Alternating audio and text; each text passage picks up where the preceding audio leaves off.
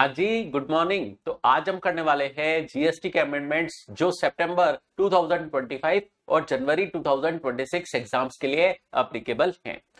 सबसे पहला अमेंडमेंट है आपके सप्लाई चैप्टर में, सप्लाई अंडर जीएसटी। इसमें हमने शेड्यूल 3 पढ़ी थी। शेड्यूल 3 में क्या दे रखा था, कुछ ऐसी एक्टिविटीज और ट्रांजैक्शंस जो ना तो सप्लाई ऑफ गुड्स माने जाएंगे ना ही सप्लाई ऑफ सर्विस माने जाएंगे, उन पे अल्टीमेटली जीएसटी नहीं लगेगा, क्योंकि शेड्यूल 3 जीएसटी की नेगेटिव लिस्ट है।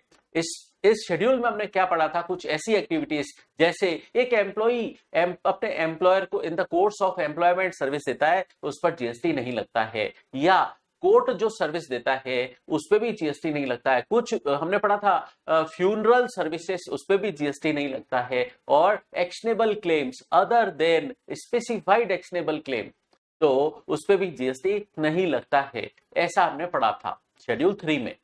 अब शेड्यूल 3 में दो नए पैरा ऐड किए गए हैं, पैरा 9 और पैरा 10। तो पैरा 9 में लिखी हुई एक्टिविटीज पर जीएसटी नहीं लगेगा, ऐसा पढ़ेंगे हम। अब इसका पहले एक एग्जांपल दे देते हैं, फिर लैंग्वेज के फॉर्म में समझेंगे। सुनिए, पैरा 9 में गवर्नमेंट ने क्या लिखा है, इसका एक एग्जाम्पल समझते हैं। एग्जाम्पल से बात करते हैं। फॉर एग्जाम्पल, एक कस्टमर इंश्योरर ए के पास, मतलब इंश्योरेंस कंपनी ए के पास आया और इंश्योरेंस प्रीमियम पे किया कस्टमर ने इंश्योरर ए को 1 लाख, और उस पे जीएसटी इंश्योरेंस कंपनी ने चार्ज किया 18%। ठीक है, तो इंश्योरेंस प्रीमियम टोटल चार्ज हुआ है इंक्लूडिंग जीएसटी 1,18,000।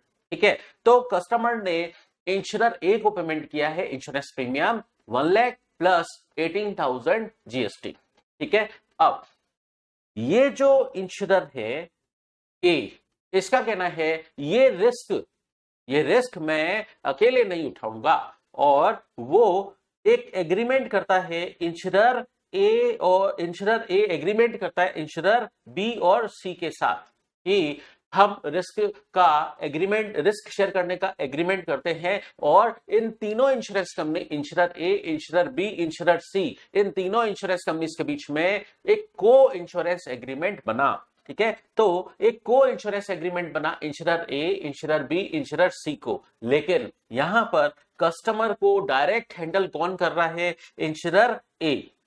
कस्टमर को जो इंश्योरेंस कंपनी डायरेक्ट हैंडल कर रही है वही पॉलिसी इशू करेगी कस्टमर को, वही कस्टमर से इंश्योरेंस प्रीमियम चार्ज करेगी, और आगे अगर कस्टमर इंश्योरेंस क्लेम फाइल करता है तो उसका सेटलमेंट भी ये इंश्योरेंस कंपनी इंश्योरर ए करेगी। ठीक है, तो इस इंश्योरर ए को लीड इंश्योरर कहा जाता है।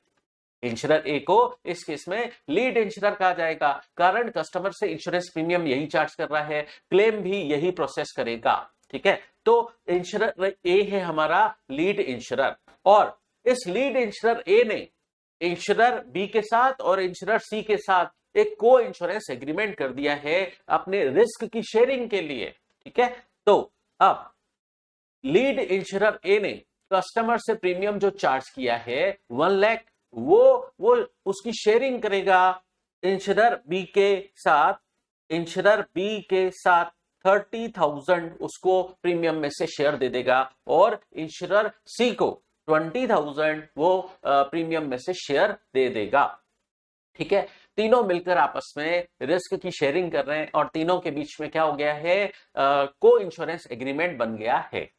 अब गवर्नमेंट का कहना है, सुनिए, कि अगर कस्टमर ने प्रीमियम पे किया लीड इंश्योरर ए को 1 लाख, उस पर जीएसटी लग चुका है, तो जब लीड इंश्योरर इंश्योरेंस प्रीमियम में से 30,000 की रेवेन्यू शेयरिंग करेगा इंश्योरर बी को, और इंश्योरर सी को 20,000 की प्रीमियम की शेयरिंग करेगा, तो दोबारा इस ट्रांजैक्शन पर जीएसटी नहीं लगेगा, कारण इस फर्स्ट ट्रांजैक्शन पर ही जीएसटी लग चुका है।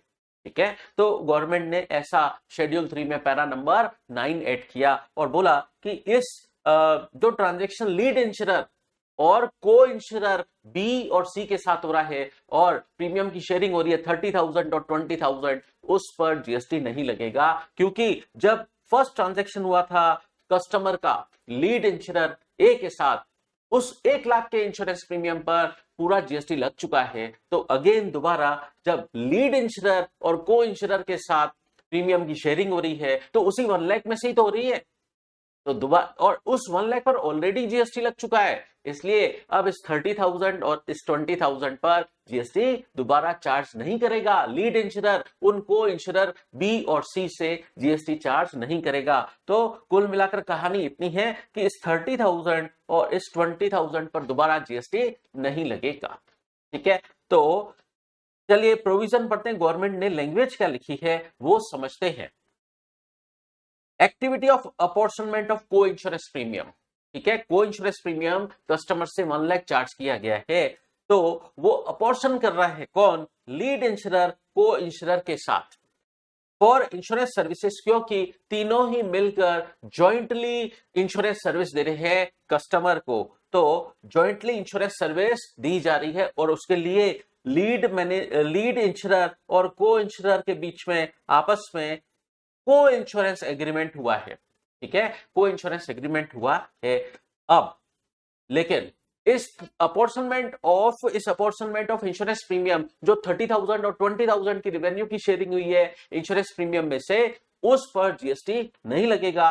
क्या कंडीशन फुलफिल हो, subject to the condition that lead insurer pays tax on entire amount of premium paid by the insured person, मतलब कस्टमर ने 1 लाख जो इंश्योरेंस प्रीमियम का पेमेंट किया था उस पर एट दैट टाइम जीएसटी लग चुका है, पूरे 1 लाख पर जीएसटी लग चुका है, उसी में से ही तो प्रीमियम की शेयरिंग लीड इंश्योरर बी और इंश्योरर सी के साथ कर रहा है, इसलिए पूरे 1 लाख पर ऑलरेडी जीएसटी लग चुका है, उसी में से ही 30,000 और 20,000 लीड इंश्योरर पेमेंट कर रहा है इंश्योरर बी को और इंश्योरर सी को 30,000 20,000 इस तरीके से पेमेंट जो हो रहा है इस पर जीएसटी नहीं लगेगा। ठीक है, तो नीचे एग्जांपल दिया मैंने, नीचे एग्जांपल दे रखा है, कस्टमर अपने ऑफिस बिल्डिंग का इंश्योरेंस ले रहा है 100 करोड़ का, ये इंश्योरेंस कवर है, ये इंश्योरेंस कवर है, प्रीमियम 1 लाख ही है, प्रीमियम 1 लाख है, जो कस्टमर डायरेक्टली पेमेंट किसको कर रहा है, इंश्योरर ए को, और इंश्योरर ए ये रिस्क शेयर कर रहा है अदर इंश्योरर के साथ, इंश्योरर बी और इंश्योरर सी के साथ, लेकिन यहां पर 3 इंश्योरेंस कंपनीज हैं, इंश्योरर ए, इंश्योरर बी, इंश्योरर सी, लेकिन सिर्फ एक इंश्योरर वो जो कि लीड इंश्योरर कहलाएगा, वो कस्टमर को पॉलिसी इशू करेगा।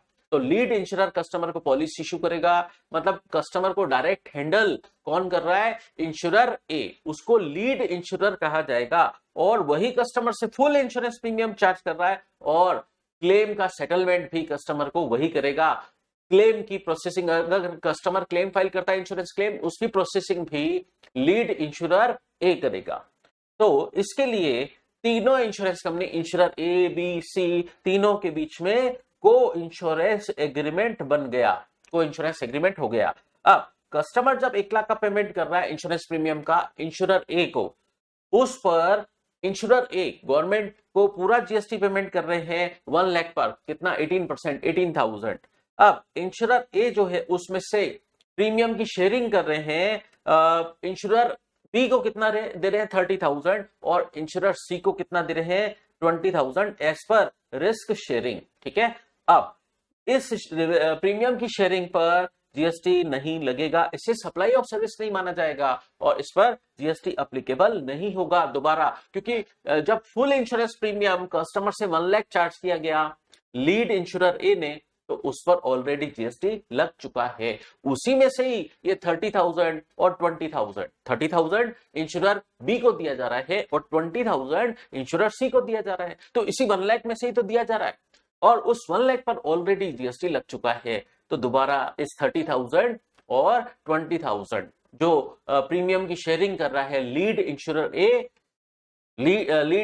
ए इंश्योरर बी के साथ 30,000 की प्रीमियम की शेयरिंग कर रहा है और इंश्योरर सी के साथ 20,000 की प्रीमियम की शेयरिंग कर रहा है, उस 30,000 और 20,000 पर दोबारा जीएसटी नहीं लगेगा, कारण पूरे एंटायर प्रीमियम पर 1 लाख पर लीड इंश्योरर ने गवर्नमेंट को जीएसटी दे दिया था। तो दोबारा जो प्रीमियम की शेयरिंग होगी इंश्योरर बी और सी के साथ अंडर को इंश्योरेंस एग्रीमेंट, उस पर जीएसटी नहीं लगेगा। ठीक है, तो बात समझ आ गई। अब आगे बढ़ते हैं, ये था आपका पैरा नंबर 9। अब पैरा नंबर 10 समझते हैं। अच्छा, पैरा नंबर 10 को भी हम एक एग्जांपल से समझते हैं। ये पैरा नंबर 10 शेड्यूल 3 पे ऐड हुआ है, तो पैरा 10 समझते हैं। कस्टमर इंश्योरेंस, इसका ये जो पैरा नंबर 9 में बात थी, ये बिल्कुल अलग बात है। ये को इंश्योरेंस एग्रीमेंट हुआ, और अब हम समझ रहे हैं पैरा 10 में को इंश्योरेंस नहीं होगा, री इंश्योरेंस होगा। पैरा 9 को इंश्योरेंस के केस में लगता है, पैरा 10 री इंश्योरेंस के केस में लगेगा। ये डिफरेंस ध्यान रखना। तो कस्टमर ने इंश्योरर ए को प्रीमियम पे किया 1 लाख, ठीक है, इस पर जीएसटी लगेगा 18%, 18,000 लग गया जीएसटी। अब ये इंश्योरर कंपनी इंश्योरर ए इसका री इंश्योरेंस करवाता है। री इंश्योरेंस क्या होता है? इंश्योरेंस का इंश्योरेंस। एक इंश्योरेंस कंपनी अपने रिस्क को कवर करने के लिए उसी इंश्योरेंस का जो उसने इंश्योरेंस किया है कस्टमर के साथ, उसका री इंश्योरेंस करवा देती है दूसरी इंश्योरेंस कंपनी से। ठीक है, तो उस दूसरी इंश्योरेंस कंपनी को कहा जाता है री इंश्योरर। री इंश्योरर कहा जाता है। वो दूसरी इंश्योरेंस कंपनी मतलब री इंश्योरर क्या अपना री इंश्योरेंस प्रीमियम चार्ज करेगा? यस करेगा। क्या उस पे भी जीएसटी लगेगा? बिल्कुल, उस पे तो लगेगा। री इंश्योरेंस प्रीमियम पर जीएसटी लगेगा। ठीक है, तो उस पे जीएसटी लगा, इस पे जीएसटी लगेगा। अब बात क्या हो रही है, ध्यान से सुनना। इस इंश्योरर ए का कहना है कि री इंश्योरर, मैंने आपको इंश्योरेंस बिजनेस दिया है, ठीक है, कस्टमर को तो मैं हैंडल कर रहा हूं, कस्टमर को इंश्योरर ए हैंडल करेगा, क्लेम की प्रोसेसिंग भी इंश्योरर ए करेगा कस्टमर के साथ। लेकिन अब इस इंश्योरर ए का कहना है कि री इंश्योरर, मैंने आपको बिजनेस दिया है, तो अब आप इसमें से मुझे कमीशन दीजिए। मैंने आपको री इंश्योरेंस कमीशन कितना पे किया है? 1 लाख। इस पे जीएसटी लगेगा? लगेगा। मैंने आपको री इंश्योरेंस प्रीमियम पे किया है 1 लाख, इसमें से आप मुझे दोबारा इसमें से आप मुझे सीडिंग कमीशन पे करिए 20,000। ठीक है, इसका मतलब री इंश्योरर 1 लाख में से 20,000 दोबारा दे देगा इंश्योरर ए को। ठीक है, अब ये इंश्योरर ए ने अपना ये कमीशन चार्ज किया, सीडिंग कमीशन कहलाता है, इसको री इंश्योरेंस कमीशन भी बोलते हैं। अब सुनिए, इस री इंश्योरर ने इसी 1 लाख में से इंश्योरर ए को ये सीडिंग कमीशन दिया है, तो इसी री इंश्योरेंस प्रीमियम में से री इंश्योरर ने इंश्योरर ए को सीडिंग कमीशन पे किया है 20,000। तो मेरा ये कहना है, इस 20,000 सीडिंग कमीशन पर दोबारा जीएसटी नहीं लगेगा, क्योंकि वो इसी री इंश्योरेंस प्रीमियम में से दिया गया है। क्योंकि इस री इंश्योरेंस प्रीमियम पर जीएसटी लग चुका है, तो इस सीडिंग कमीशन पर जीएसटी नहीं लगेगा। इसे न तो सप्लाई ऑफ सर्विस माना जाएगा, न ही सप्लाई ऑफ गुड्स माना जाएगा। इसको शेड्यूल 3 में कवर कर दिया गया है, इस पर जीएसटी नहीं लगेगा। तो पढ़ते हैं। देखिए, पैरा 9 था, को इंश्योरेंस प्रीमियम चार्ज किया गया था, पैरा 9 को इंश्योरेंस के केस में लगेगा, लेकिन पैरा 10 री इंश्योरेंस के केस में लगेगा। पैरा 10 में क्या दे रखा है कि सर्विस जो इंश्योरर दे रहा है री इंश्योरर को, और जिसके बदले में वो सीडिंग कमीशन चार्ज कर रहा है कि मैंने तुमको बिजनेस दिया। देखिए, इंश्योरर ए का क्या कहना है कि री इंश्योरर, मैंने तुमको बिजनेस दिया है, तो बदले में मुझे कमीशन पे करो, उसको बोला जाता है सीडिंग कमीशन या री इंश्योरेंस कमीशन। ये डिडक्ट कर दिया जाता है उसी 1 लाख में से 20,000 जो री इंश्योरेंस प्रीमियम था 1 लाख, उसी में से ही वो री इंश्योरर ए को पे कर रहा है। तो जो पे कर रहा है by insurer to reinsurance premium, अब कंडीशन क्या फुलफिल होनी चाहिए कि उस सीडिंग प्रीमियम पर जीएसटी नहीं लगेगा। इसके लिए कंडीशन क्या फुलफिल होनी चाहिए कि री इंश्योरर ने जो इंश्योरर ए से री इंश्योरेंस प्रीमियम चार्ज किया है उस पर जीएसटी लग चुका है। जीएसटी किस पे लग चुका है? उस ग्रॉस री इंश्योरेंस प्रीमियम पर जीएसटी लग चुका है, और उसी के अंदर ये सीडिंग कमीशन इंक्लूडेड था। ठीक है, तो कहने की बात यह है कि इस री इंश्योरेंस प्रीमियम में से ही ये सीडिंग कमीशन दिया गया है, और चूंकि इस री इंश्योरेंस प्रीमियम 1 लाख पर जीएसटी लग चुका है तो दोबारा इस सीडिंग कमीशन पर जीएसटी नहीं लगेगा। ये इंश्योरर ए ने सर्विस दी है री इंश्योरर को, इंश्योरर ए ने सर्विस दी है री इंश्योरर को और बदले में सीडिंग कमीशन चार्ज किया है, इस पर जीएसटी नहीं लगेगा। तो एग्जांपल से बात करते हैं। इंश्योरर ए ने हाई रिस्क पॉलिसी कस्टमर को बेची और बदले में 1 लाख प्रीमियम चार्ज किया। अब इसने अप्रोच किया कि मैं अपने इस इंश्योरेंस का री इंश्योरेंस करवा लेता हूं। ठीक है, एक इंश्योरेंस कंपनी को कई बार बहुत ज्यादा रिस्क लगती है, तो उसने जो इंश्योरेंस किया है वो इंश्योरेंस कंपनी एक दूसरी इंश्योरेंस कंपनी से उसी इंश्योरेंस का री इंश्योरेंस करवा लेते हैं। तो now he approaches reinsurer B to protect himself from huge future claim and 100% risk की शेयरिंग वो कर रहे हैं री इंश्योरर बी के साथ। ठीक है, और इस केस में इंश्योरर ए पेमेंट कर रहे हैं री इंश्योरर बी को पूरा 1 लाख। और अब एक बात सुनना, यहां पर जरूरी नहीं है कि 100% रिस्क की शेयरिंग की जाए, 50% रिस्क की शेयरिंग भी की जा सकती है, और उस केस में यहां पर 1 लाख की जगह 50,000 हो जाएगा। अब री इंश्योरर बी पेमेंट कर रहे हैं 20,000 सीडिंग कमीशन का टू इंश्योरर ए को। सीडिंग कमीशन, उसको हम री इंश्योरेंस कमीशन भी बोलते हैं। वो क्यों पेमेंट कर रहा है री इंश्योरर? उसको इंश्योरर ए ने बिजनेस दिया है, और for compensating insurer A for handling customer policy issuance और क्लेम प्रोसेस को मैनेज कौन कर रहा है? इंश्योरर ए। इसलिए री इंश्योरर उसको सीडिंग कमीशन का पेमेंट कर रहा है।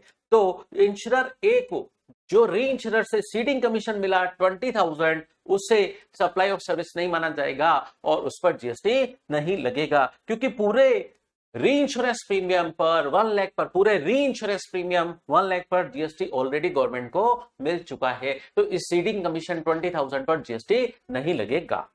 चले, ये हमने पढ़ा शेड्यूल 3। अब हम समझते हैं अपना अगला amendment charge of GST chapter में। आपको पता है कि सीजीएसटी एक्ट का section 9 levy and collection of GST की बात करता है, और एसजीएसटी एक्ट में भी पैरेलल सेक्शन है सेक्शन 9, और आईजीएसटी एक्ट में उसका पैरेलल सेक्शन है सेक्शन 5, और यूटीजीएसटी एक्ट में उसका पैरेलल सेक्शन है सेक्शन 7। हम बात कर रहे हैं सेक्शन 9(1) की। ठीक है, तो उसके कोरेस्पॉन्डिंग अमेंडमेंट इन सेक्शंस में भी हुए हैं, यूटीजीएसटी में भी, आईजीएसटी में भी। तो सेक्शन 9(1) में क्या बोला गया कि subject to the provisions of section 9(2) there shall be levied a tax, एक टैक्स लगाया जाएगा सीजीएसटी का इंट्रा स्टेट सप्लाईज पर। ये नॉर्मल लैंग्वेज है। अब यहां पर आती है काम की बात। सेक्शन 9 में क्या बोला गया कि गुड्स और सर्विसेज की सप्लाई पर जीएसटी लगेगा, लेकिन alcoholic liquor for human consumption की सप्लाई पर जीएसटी नहीं लगता है। तो alcoholic liquor for human consumption की सप्लाई पर जीएसटी नहीं लगता है। अब यहां पर एक कुछ वर्ड्स और जोड़े गए हैं। Alcoholic liquor for human consumption के साथ साथ कुछ वर्ड्स और जोड़े गए हैं। क्या? अनडिनेचर्ड एक्स्ट्रा न्यूट्रल एल्कोहल, शॉर्ट में हम बोले ENA, तो अगर वो भी ह्यूमन कंजम्पशन के लिए सप्लाई हुआ है तो उस पर जीएसटी नहीं लगेगा। तो undenatured extra neutral alcohol for human consumption, इस पे जीएसटी नहीं लगेगा। और एक बात और ऐड हुई है, rectified spirit used for manufacture of alcoholic liquor for human consumption. तो alcoholic liquor for human consumption के अंदर यूज करने के लिए रेक्टिफाइड स्प्रिट अगर यूज हुई है तो उस पे भी जीएसटी नहीं लगेगा। तो कुल मिलाकर अब 3 चीजें उस पे जीएसटी नहीं लगेगा। पहला तो पहले से ही था alcoholic liquor for human consumption, उस पे जीएसटी नहीं है, पहले से ही नहीं था। फिर दूसरा है undenatured extra neutral alcohol for human consumption, उस पे जीएसटी नहीं है। और तीसरा आइटम है rectified spirit for manufacture of alcoholic liquor for human consumption, इस तीनों पर जीएसटी नहीं लगेगा। और हमें पता है कि सेक्शन 15 में वैल्यू डिटरमाइन होती है, बाकी की सारी लैंग्वेज सेम है, और सीजीएसटी की रेट 20% से ज्यादा नहीं होगी, तो इसमें एसजीएसटी भी जोड़ेंगे तो ओवरऑल रेट 40% से ज्यादा नहीं होगी। लेकिन यहां पर लिखा गया कि alcoholic liquor for human consumption या ENA फॉर ह्यूमन कंजम्पशन या rectified spirit for manufacture in manufacture of alcoholic liquor for human consumption.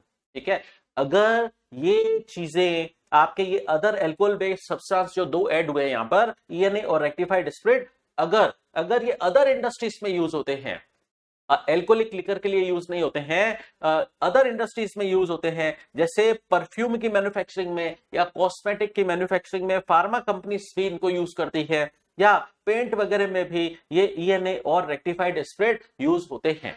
तो अगर अदर इंडस्ट्रीज में यूज हो रहे हैं तो इन पर GST लगेगा। ठीक है, अगर alcoholic liquor for human consumption के लिए यूज हो रहे हैं तो GST नहीं लगेगा, लेकिन अदर इंडस्ट्रीज में यूज हो रहे हैं तो इन पे GST लगेगा। अब हम पढ़ते हैं RCM से रिलेटेड सर्विसेज।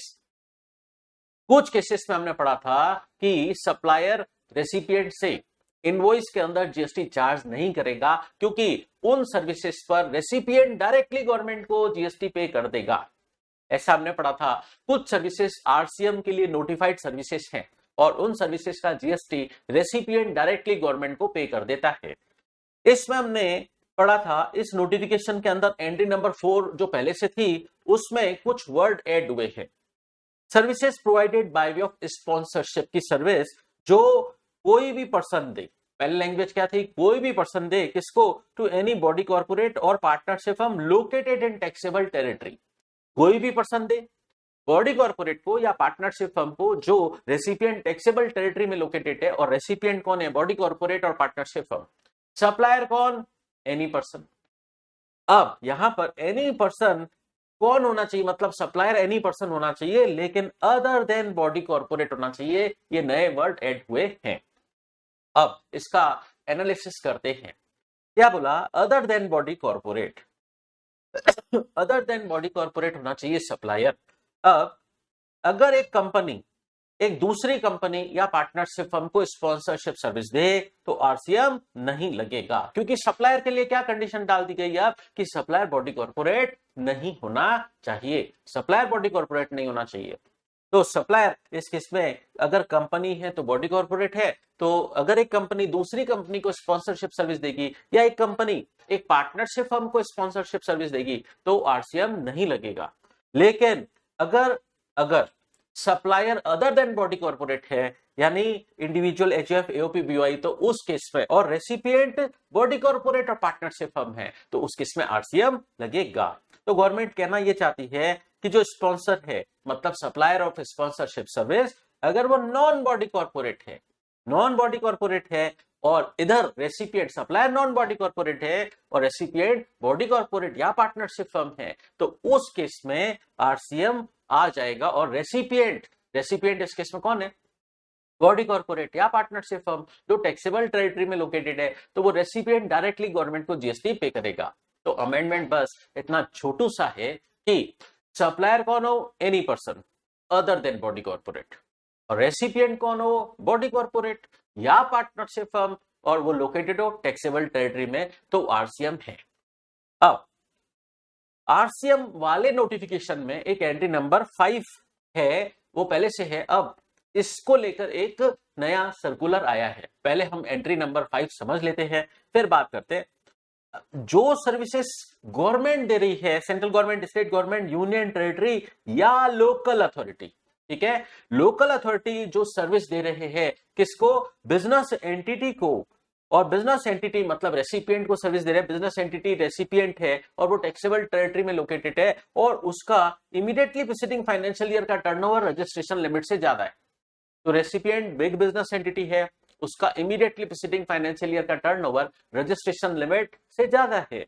और सप्लायर कौन है इस केस में, गवर्नमेंट है, central government, state government, union territory या लोकल अथॉरिटी है सप्लायर, और रेसिपिएंट बिग बिजनेस एंटिटी है, तो RCM लगेगा और उस बिग बिजनेस एंटिटी को उस सर्विस का GST डायरेक्टली गवर्नमेंट को पे करना होता है। इसके हमने कुछ एक्सेप्शन पढ़े थे कि अगर immovable property, government immovable property की रेंटिंग सर्विस देती है अनरजिस्टर्ड पर्सन को, तो इस केस में RCM नहीं लगेगा। और कुछ सर्विसेज हमने और पड़ी थी, जैसे पोस्ट डिपार्टमेंट की सर्विस या रेलवे डिपार्टमेंट की सर्विस, उस पे भी RCM नहीं आएगा, क्योंकि इसको एक्सक्लूजन में डाल रखा है, RCM के एक्सक्लूजन में डाल रखा है। ठीक है, और इसी तरीके से एयरक्राफ्ट वेसल वगैरह की रिपेयरिंग सर्विस वगैरह अगर पोर्ट और एयरपोर्ट पर दी गई है, उसके कनेक्शन में कोई भी सर्विस दी गई है, उसमें भी आरसीएम नहीं है, क्योंकि इसको एक्सक्लूजन में डाल रखा है। और अगर गवर्नमेंट गुड्स ट्रांसपोर्टेशन की सर्विस और पैसेंजर ट्रांसपोर्टेशन की सर्विस देती है,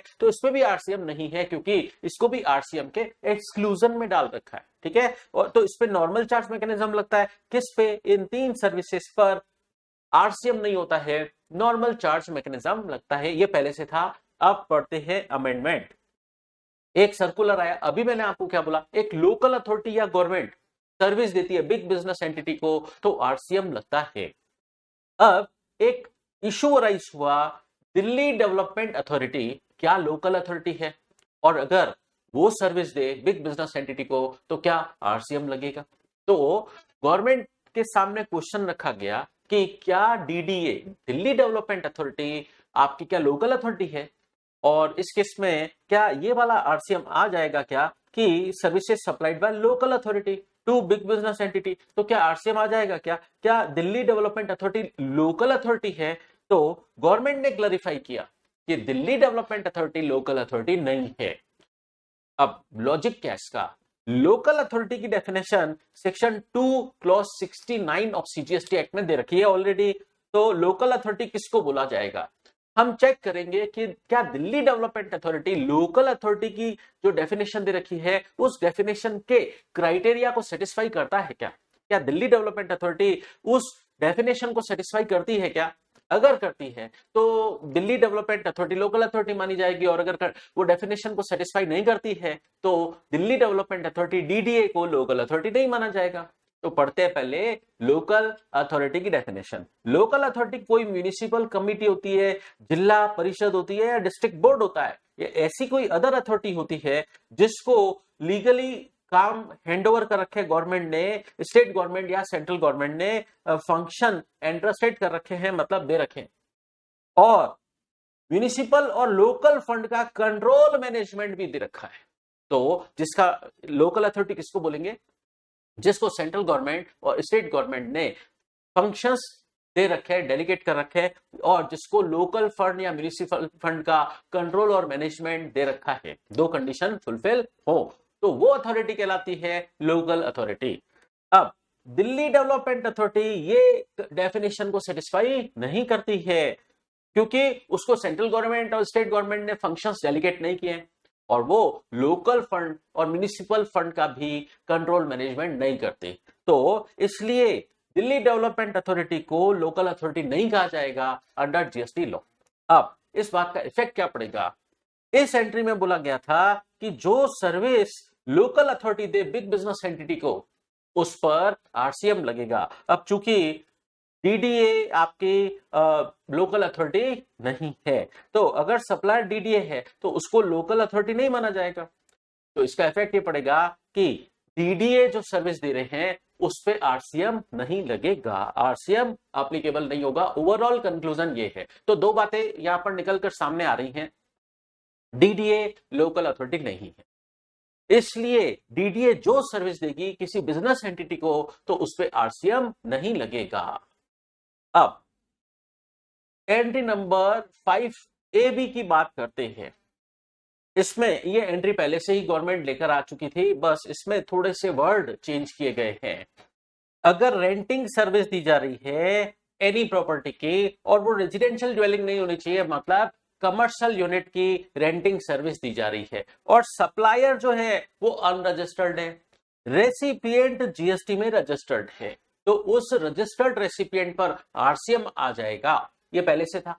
अब गवर्नमेंट ने क्या बोला? सप्लायर अनरजिस्टर्ड है, रेसिपिएंट रजिस्टर्ड है, लेकिन हम वहां पर ये आरसीएम नहीं लगाएंगे जहां पर वो रेसिपिएंट कंपोजिशन स्कीम में रजिस्टर्ड है, वहां पर हम आरसीएम नहीं लगाएंगे। तो इसको गवर्नमेंट ने कर दिया एक्सक्लूड। गवर्नमेंट ने क्या बोला?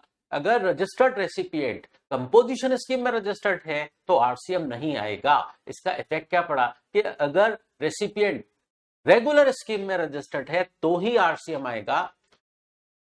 सप्लायर तो अनरजिस्टर्ड है, तो नीचे मैंने एनालिसिस दे रखा है कि अगर कमर्शियल प्रॉपर्टी की रेंटिंग करता है कोई अनरजिस्टर्ड लैंडलॉर्ड, मतलब सप्लायर, किसी रजिस्टर्ड टीनेंट मतलब रेसिपिएंट रजिस्टर्ड है जीएसटी में, अगर वो रजिस्टर्ड रेगुलर स्कीम में है तो ही आरसीएम लगेगा। लेकिन अगर रजिस्टर्ड टीनेंट अगर कंपोजिशन स्कीम में रजिस्टर्ड है तो गवर्नमेंट ने कर दिया अमेंडमेंट और अब इस सिचुएशन में आरसीएम नहीं आएगा। तो कुल मिलाकर कहानी कितनी है कि अगर रेंटिंग ऑफ कमर्शियल प्रॉपर्टी किया जा रहा है, सप्लायर अनरजिस्टर्ड है, रेसिपिएंट, दो बातें, अगर रेसिपिएंट रजिस्टर्ड तो है रेसिपिएंट, लेकिन कंपोजिशन स्कीम में अगर रजिस्टर्ड है तो आरसीएम नहीं आएगा, और अगर रेगुलर स्कीम में है रजिस्टर्ड रेसिपिएंट तो ही आरसीएम आएगा। चलिए, फिर गवर्नमेंट ने composition scheme section 10 of CGST act के अंदर अमेंडमेंट किया है। क्या? देखिए, अभी जो हम अमेंडमेंट पढ़ने जा रहे हैं वैसे अमेंडमेंट काफी सारे सेक्शन में हुए हैं।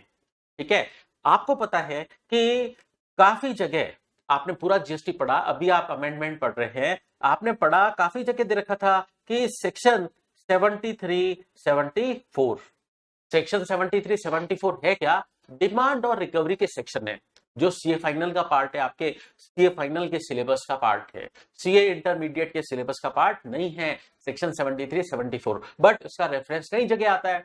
ये है क्या? ये सेक्शन 73 आपके नॉन फ्रॉड केस में गवर्नमेंट डिमांड निकालती है, और सेक्शन 74 फ्रॉड के केस में गवर्नमेंट डिमांड निकालती है किसी पर्सन की, तो उसके लिए गवर्नमेंट ने ये दो सेक्शन बना रखे हैं। अब यहां पर एक सेक्शन 74A गवर्नमेंट नया लेकर आई है। ठीक है, तो तीनों सेक्शन आपके कोर्स में तो नहीं है, ठीक है, बट डिमांड और रिकवरी के सेक्शन है, इतना सा ध्यान रख लीजिए। अब आपको करना क्या है कि जहां जहां आपके बुक में सेक्शन 73, 74 दे रखा है, साथ साथ 74A भी ऐड कर देना है।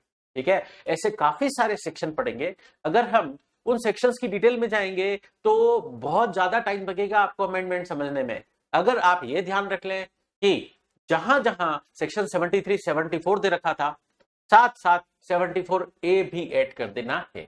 तो पहला सेक्शन ऐसा हम पढ़ रहे हैं, आगे और भी सेक्शन आएंगे जिसमें ये कॉमन अमेंडमेंट हुआ है, सेक्शन 73, 74 के साथ 74A भी ऐड हो गया है। तो पहला सेक्शन हम पढ़ते हैं, सेक्शन 10(5) कंपोजिशन स्कीम। अगर प्रॉपर ऑफिसर को रीजन टू बिलीव है कि ये पर्सन कंपोजिशन स्कीम के लिए एलिजिबल नहीं है, कंपोजिशन टैक्स पे करने के लिए एलिजिबल नहीं है, चाहे वो सेक्शन 10(2) वाली कंपोजिशन स्कीम हो, चाहे सेक्शन 10(2)A वाली कंपोजिशन स्कीम हो, प्रॉपर ऑफिसर को लगता है कि ये पर्सन कंपोजिशन स्कीम के लिए एलिजिबल नहीं है, तो वो उस पर्सन को क्या बोलेगा कि आप कंपोजिशन वाला टैक्स पे मत करो, आप फुल रेट वाला टैक्स पे करो under other provisions of this act. और आपने कंपोजिशन स्कीम ऑप्ट क्यों की? मैं आप पे पेनल्टी भी लगाऊंगा, और पेनल्टी तो लगाऊंगा ही, साथ साथ आप पर सेक्शन 73, 74 के प्रोविजंस एप्लीकेबल हो जाएंगे। ठीक है, मतलब डिमांड और रिकवरी के प्रोविजंस एप्लीकेबल हो जाएंगे। अब यहां पर गवर्नमेंट ने ऐड किया सेक्शन 74A, वो भी एप्लीकेबल हो जाएगा for determination of tax and penalty as it is. Mutatis mutandis मतलब एज इट इज, ये लेटिन वर्ड है। तो जहां जहां आपके सेक्शन 73, 74 का रेफरेंस आया है, वहां वहां आपको सेक्शन 74A का रेफरेंस भी ऐड कर देना है। ऐसा और भी सेक्शन में हुआ है, आगे चलकर हम पढ़ेंगे। चलिए, अब एग्जाम्पशन चैप्टर के अंदर गवर्नमेंट एक नया सेक्शन लेकर आई है, सीजीएसटी एक्ट का सेक्शन 11A, या हम बोले आईजीएसटी एक्ट का सेक्शन 6A। सेक्शन का हेडिंग क्या है? गवर्नमेंट को पावर दिया जाता है not to recover tax not levied और short levied due to general practice. तो काफी सारी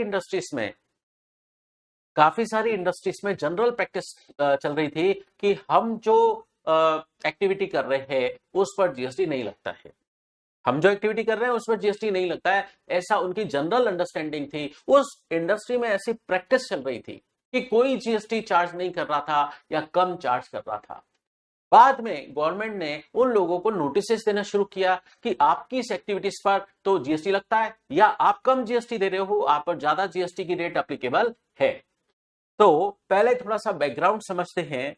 जब से जीएसटी आया, देखिए जीएसटी कब से आया? जुलाई 2017 से आया, और 2022 तक क्या हुआ? इस सेक्शन को लाने का पहले बैकग्राउंड समझते हैं कि गवर्नमेंट ये सेक्शन लाई क्यों है, पर्पस क्या है। देखिए, जब से जीएसटी आया और 2022 तक काफी सारे एजुकेशनल इंस्टीट्यूशन और एनजीओ वगैरह हॉस्टल एकोमोडेशन सर्विस दे रहे थे स्टूडेंट्स को, और वो स्टूडेंट से जीएसटी चार्ज नहीं कर रहे थे, हॉस्टल एकोमोडेशन सर्विस का जीएसटी चार्ज ही नहीं कर रहे थे। क्यों? पूरी उस सेक्टर में, उस इंडस्ट्री में यही प्रैक्टिस चल रही थी। पब्लिक किस इंप्रेशन में थी, जो भी सर्विस प्रोवाइडर थे किस इंप्रेशन में थे, उनको इस बात का गुड फेथ था कि इस एक्टिविटी पर तो जीएसटी लगता नहीं है, तो उन्होंने जीएसटी चार्ज भी नहीं किया। ठीक इसी तरीके से राइस मिल्स जो मिलिंग सर्विसेज देते हैं वो वैसे टैक्सेबल है, लेकिन जनरल प्रैक्टिस थी कि इस एक्टिविटी पर जीएसटी नहीं लगेगा। ठीक है, अब इन्होंने क्या मानकर, ये लोग क्या मानकर चल रहे थे कि हम जो सर्विस दे रहे हैं वो एग्जाम्प्ट है, और ये पूरा उनका जो गुड फेथ में ये काम कर रहे थे कि इस एक्टिविटी पर तो जीएसटी है ही नहीं। पूरी इंडस्ट्री में पूरी इंडस्ट्री इसी विश्वास के साथ चल रही थी। तो बाद में क्या हुआ, जब टैक्स अथॉरिटीज ने सबको नोटिस इशू करना शुरू किया, तब ये सब सत्ते में आ गए कि हमारी जो ये एक्टिविटी है ये तो एग्जाम्प्ट है, इस पर गवर्नमेंट जीएसटी कैसे मांग रही है हमसे नोटिस देकर। अब गवर्नमेंट ये सेक्शन लेकर आई कि अगर कोई जनरल प्रैक्टिस किसी इंडस्ट्री में ऐसे चल रही थी कि लोग टैक्स की लेवी नहीं कर रहे थे या कम लेवी कर रहे थे, शॉर्ट लेवी कर रहे थे, तो हम उनसे जीएसटी चार्ज नहीं करेंगे, लेकिन सिर्फ 2022 तक चार्ज नहीं करेंगे, उसके बाद से तो हम जीएसटी चार्ज करेंगे, क्योंकि उसके बाद तो अंडरस्टैंडिंग आ चुकी थी कि इस एक्टिविटी पर जीएसटी लगेगा। तो गवर्नमेंट सिर्फ अब तो जीएसटी चार्ज होगा, लेकिन पुराना जो पास्ट पीरियड का जीएसटी है गवर्नमेंट रिकवर नहीं करेगी, और गवर्नमेंट को ये सेक्शन पावर दे रहा है कि नोटिफिकेशन इश्यू कर सकती है गवर्नमेंट इस सेक्शन में कि इस एक्टिविटी पर हम पुराना जीएसटी रिकवर नहीं करेंगे, क्योंकि जनरल प्रैक्टिस चल रही थी, कोई जीएसटी चार्ज ही नहीं कर रहा था या कम रेट से चार्ज कर रहा था। तो गवर्नमेंट ने सेक्शन निकाला, section 11A of CGST act और आईजीएसटी एक्ट का section 6A। Notwithstanding anything contained in this act, the government is satisfied that a practice was or is generally prevalent regarding levy of tax including non levy thereof, मतलब उसकी levy होगी या नहीं होगी इसके regarding कि उस supply पर जीएसटी लगेगा या नहीं लगेगा, उसके लिए एक जनरल प्रैक्टिस चल रही थी, और उस प्रैक्टिस के अकॉर्डिंग टैक्स या तो चार्ज ही नहीं किया गया या चार्ज किया गया लेकिन ज्यादा चार्ज होना चाहिए था, कम चार्ज किया गया। तो गवर्नमेंट जीएसटी काउंसिल की रिकमेंडेशन पर ऑफिशियल गजट में नोटिफिकेशन ला सकती है कि, और डायरेक्शन दे सकती है कि होल ऑफ टैक्स या जो टैक्स जितना लगना चाहिए था बट लगा नहीं, वो not required to be paid, अब पे करने की जरूरत नहीं है, मतलब गवर्नमेंट रिकवरी नहीं करेगी, क्योंकि ऐसा अकॉर्डिंग टू जनरल प्रैक्टिस चल रहा था। ठीक है, तो गवर्नमेंट को इस सेक्शन में पावर मिला और गवर्नमेंट ने नोटिफिकेशन इशू किया, जिसकी वजह से इस इंडस्ट्रीज को रिलीफ मिल गई और पास्ट टैक्स की रिकवरी, पास्ट डिस्प्यूट का सेटलमेंट हो गया और इनसे पास्ट पीरियड के टैक्स की रिकवरी नहीं होगी। ठीक है, अब हम कुछ सर्विसेज समझते हैं जिन पर जीएसटी एग्जम्प्ट है। हम पढ़ रहे हैं जीएसटी के एग्जम्पशन चैप्टर के अंदर जो अमेंडमेंट हुए हैं वो समझते हैं। आपको पता है कि जो सर्विसेज से हम पढ़ रहे हैं एंट्री नंबर 69, जो सर्विसेज एनएसडीसी देता है, नेशनल स्किल डेवलपमेंट कॉर्पोरेशन, जो गवर्नमेंट ने सेटअप किया है, उसकी सर्विसेज पर जीएसटी नहीं है। यहां पर कुछ और भी वर्डिंग ऐड है। अब यहां पर ये पॉइंट नंबर F ऐड हुआ, क्या कि जो ट्रेनिंग पार्टनर हैं, ट्रेनिंग प्रोवाइड करते हैं और वो अप्रूव्ड बाय हैं एनएसडीसी, नेशनल स्किल डेवलपमेंट से अप्रूव्ड है कोई ट्रेनिंग पार्टनर, वो अपनी ट्रेनिंग सर्विस दे रहा है, उस पे जीएसटी एग्जम्प्ट है। अब एक और अमेंडमेंट समझते हैं हम। वैसे ही अमेंडमेंट पिछली बार ही आ चुका था, एंट्री नंबर 25A। इसमें क्या बात बोली गई कि जो सर्विसेज दी जा रही है in connection with electricity transmission and distribution, electricity transmission और डिस्ट्रीब्यूशन के कनेक्शन में जो भी एंसिलरी सर्विसेज दी जा रही हैं वो एग्जम्प्ट होगी, उन पर जीएसटी नहीं लगेगा।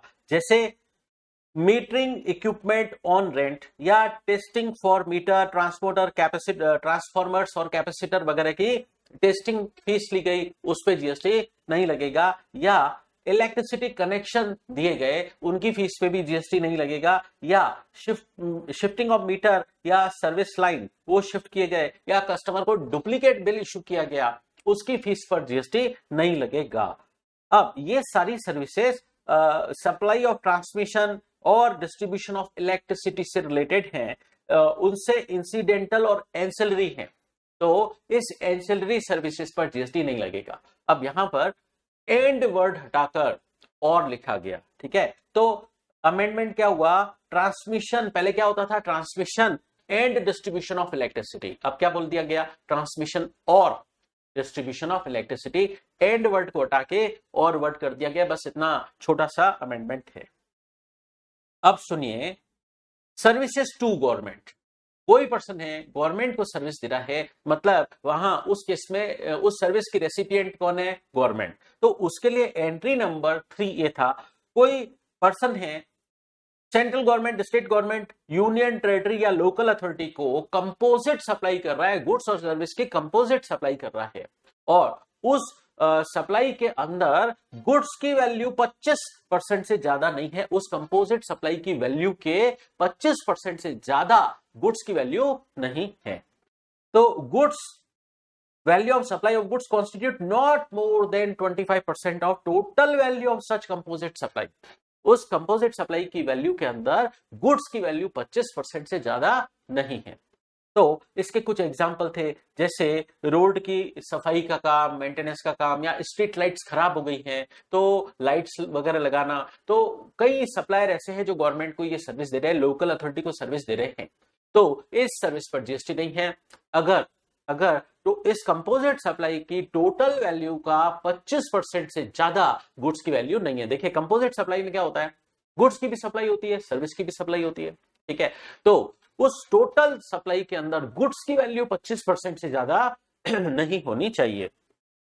अब यहां पर एक अमेंडमेंट हुआ है, गवर्नमेंट एक सर्कुलर लेकर आई है, municipal corporation of Delhi MCD वो सर्विसेज रिसीव कर रही है, जैसे हाउसकीपिंग की, सिविल मेंटेनेंस की, और फर्नीचर मेंटेनेंस और हॉर्टिकल्चर की सर्विस, किससे ये सर्विस उनको दे कौन रहा है, फ्रॉम फैसिलिटी मैनेजमेंट एजेंसी, तो फैसिलिटी मैनेजमेंट एजेंसी सर्विस दे रही है एमसीडी को, म्युनिसिपल कॉर्पोरेशन ऑफ दिल्ली को फैसिलिटी मैनेजमेंट एजेंसी सर्विस दे रही है, ठीक है, हाउसकीपिंग वगैरह की सर्विस, तो उनके ऑफिसेस की मेंटेनेंस के लिए एमसीडी के जो भी ऑफिसेस है उनकी हाउसकीपिंग की सर्विस, मेंटेनेंस की सर्विस ये फैसिलिटी मैनेजमेंट एजेंसी दे रही है, तो क्या इस पर जीएसटी लगेगा, गवर्नमेंट ने बोला लगेगा, गवर्नमेंट ने बोला लगेगा, क्यों लगेगा, क्योंकि गवर्नमेंट ने यह कंडीशन डाल रखी थी कि अगर ये सप्लाई गवर्नमेंट को दी जा रही है, कंपोजिट सप्लाई ये गवर्नमेंट को दी जा रही है, और किस रूप में दी जा रही है, by way of any activity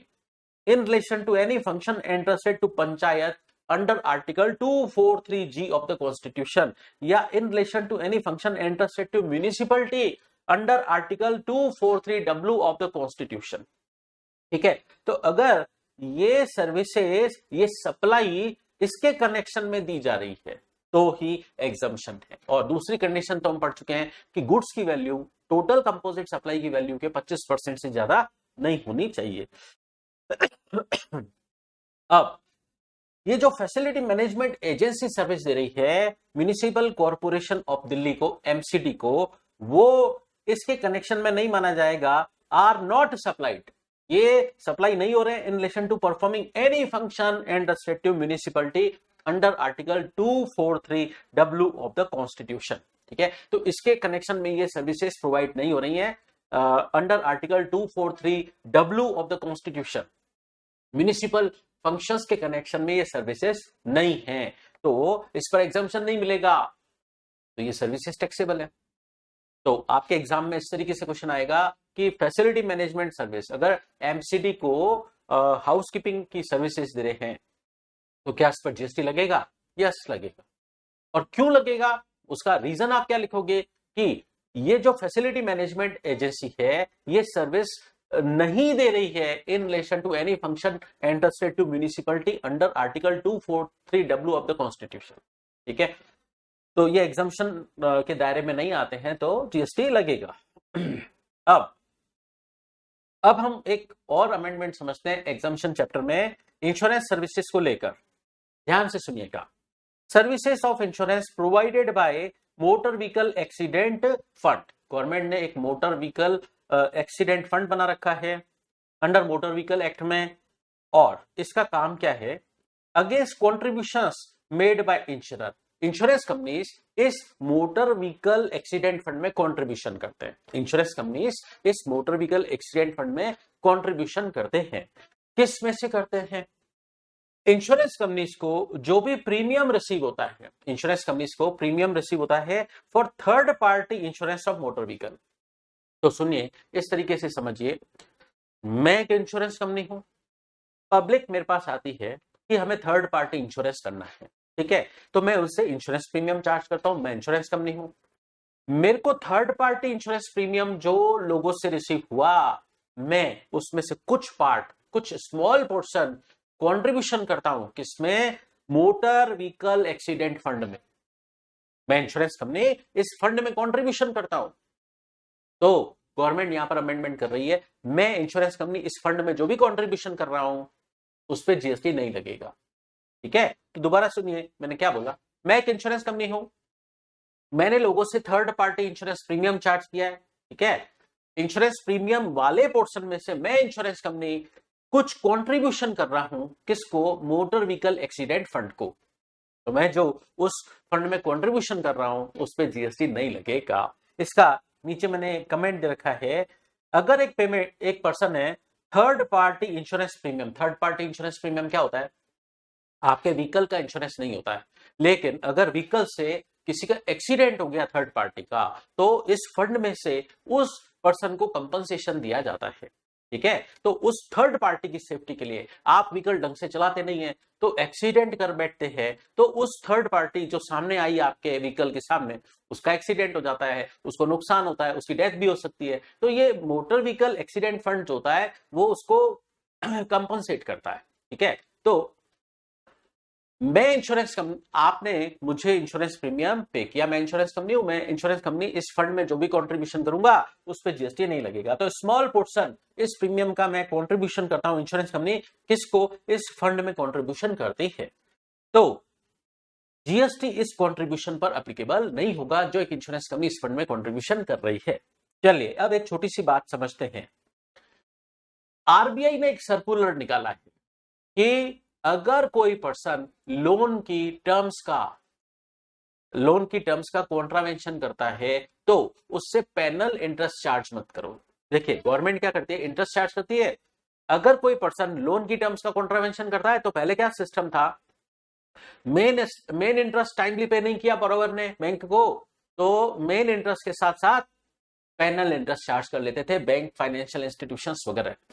अब आरबीआई ने एक सर्कुलर निकाला कि पैनल इंटरेस्ट चार्ज मत करो, पैनल इंटरेस्ट मत चार्ज करो, आप पैनल चार्जेस लगाओ, ठीक है। तो अब गवर्नमेंट आरबीआई ने इंस्ट्रक्शन दिया बैंकों को, पैनल इंटरेस्ट के बजाय पैनल चार्ज लो, ठीक है। तो इशू अराइज हुआ कि इस पैनल चार्ज पर जीएसटी लगेगा क्या?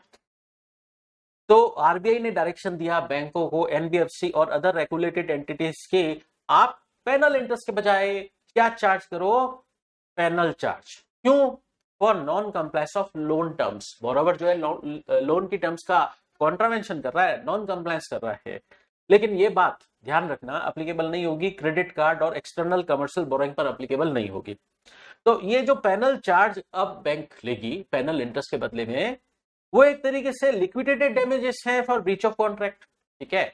तो क्या इसे कंसीडरेशन माना जाए क्या जीएसटी में? तो यहां पर सर्कुलर में बोला गया ये पैनल चार्ज जीएसटी में कोई कंसीडरेशन नहीं माना जाएगा फॉर टॉलरेटिंग एन एक्ट और सिचुएशन। आपको पता है कि अगर आप कोई एक्ट और सिचुएशन को टॉलरेट करते हैं तो उस टॉलरेंस चार्ज पर जीएसटी लगता है, तो इसे टॉलरेंस चार्ज नहीं माना जाएगा, टॉलरेंस का कंसीडरेशन नहीं माना जाएगा। तो कुल मिलाकर इस पैनल चार्जेस पर जीएसटी नहीं लगेगा, ठीक है। तो सुनिए, पहले बैंक पैनल इंटरेस्ट चार्ज करती थी, उसमें जीएसटी नहीं था। फिर आरबीआई ने डायरेक्शन दिया कि पैनल इंटरेस्ट के बजाय, पहले पैनल इंटरेस्ट चार्ज करते थे बैंक कस्टमर से, पहले क्या था? पैनल इंटरेस्ट पर जीएसटी नहीं था। फिर गवर्नमेंट ने बोला कि पैनल इंटरेस्ट के बजाय आप पैनल चार्ज वसूल करिए, तो गवर्नमेंट को नया सर्कुलर इशू करना पड़ा कि इस पैनल चार्ज पे भी जीएसटी नहीं लगेगा। ठीक है, अच्छा, अब कई लोगों को इंटरेस्ट को लेकर बड़ा कंफ्यूजन होता है। सुनिए, हमने वैल्यू ऑफ सप्लाई चैप्टर के अंदर एक सेक्शन 15(2)(d) पढ़ा था कि अगर कोई कस्टमर आपको आपके कंसिडरेशन का डिलेड पेमेंट करता है और आप उससे वो इंटरेस्ट चार्ज करते हो, वो इंटरेस्ट अलग है। देखिए, जीएसटी में 2 टाइप के इंटरेस्ट होते हैं, interest for delayed payment of consideration, वो इंटरेस्ट वैल्यू ऑफ सप्लाई के अंदर इंक्लूड होता है, उस इंटरेस्ट पर जीएसटी लगता है। ठीक है, लेकिन बैंक वगैरह जो मेन इंटरेस्ट चार्ज करते हैं या पैनल इंटरेस्ट चार्ज करते हैं, उस पर जीएसटी नहीं लगता है। तो जीएसटी में 2 टाइप के इंटरेस्ट है। ठीक है, अब बैंक के इंटरेस्ट पर जीएसटी नहीं था, वो चाहे मेन इंटरेस्ट है चाहे पैनल इंटरेस्ट है। अब आरबीआई ने डायरेक्शन दिया कि बैंक आप लोन बोरोवर से पैनल इंटरेस्ट चार्ज मत करिए, पैनल चार्ज वसूल करिए। तो यहां पर कंफ्यूजन अराइज हुआ, क्या इस पैनल चार्ज पे जीएसटी लगेगा, क्या इसे लिक्विडेटेड डैमेजेस माना जाएगा? तो गवर्नमेंट ने क्लैरिफाई किया कि इसको टॉलरेंस चार्ज लिक्विडेटेड डैमेजेस नहीं माना जाएगा, इस पे जीएसटी नहीं लगेगा। ठीक है, अब टाइम ऑफ सप्लाई चैप्टर में बहुत एक इंपॉर्टेंट अमेंडमेंट हुआ है और मुझे लगता है कि एग्जामिनेशन पॉइंट ऑफ व्यू से बहुत ज्यादा इंपॉर्टेंट है और इस पर प्रैक्टिकल क्वेश्चन बन सकता है। तो टाइम ऑफ सप्लाई में आपको पता है कि हमने एक सेक्शन पढ़ा था सीजीएसटी एक्ट का, सेक्शन 13(3). सेक्शन 13(3) था कि आप आरसीएम लग रहा है, आप पर रिवर्स चार्ज मैकेनिज्म लग रहा है और आपको कुछ सर्विसेज रिसीव हो रही है, आप आरसीएम में कुछ सर्विसेज रिसीव कर रहे हो, तो रेसिपिएंट आरसीएम लग रहा है तो आपको ही टैक्स देना है। तो इस केस में टाइम ऑफ सप्लाई क्या होगा?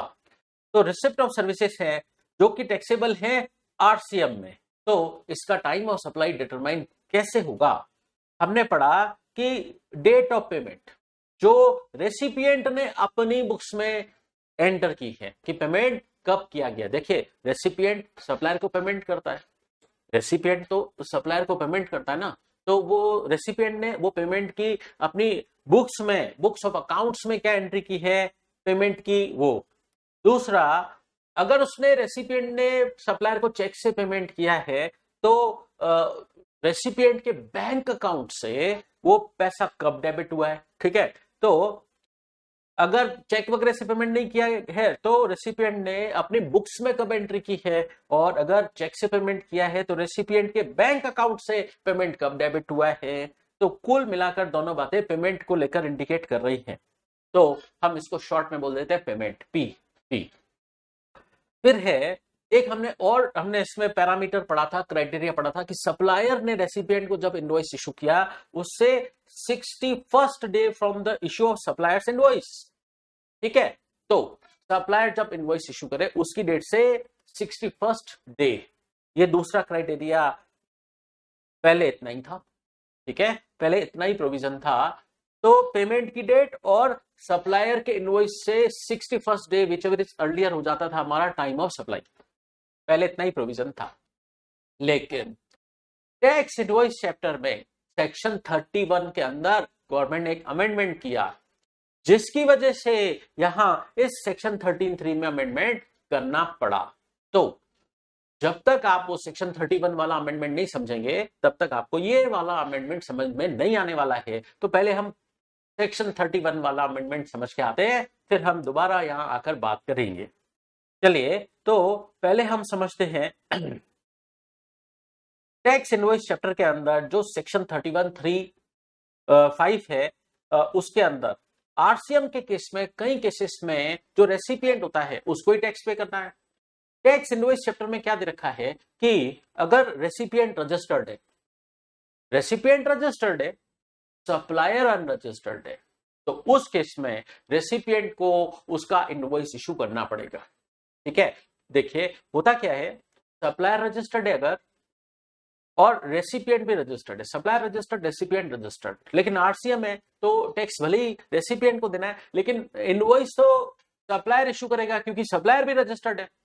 ठीक है, लेकिन यहां इस सेक्शन 31 में क्या दे रखा है, सप्लायर अगर अनरजिस्टर्ड है, रेसिपिएंट रजिस्टर्ड है, तो रेसिपिएंट को सेल्फ इनवॉइस इशू करना होगा।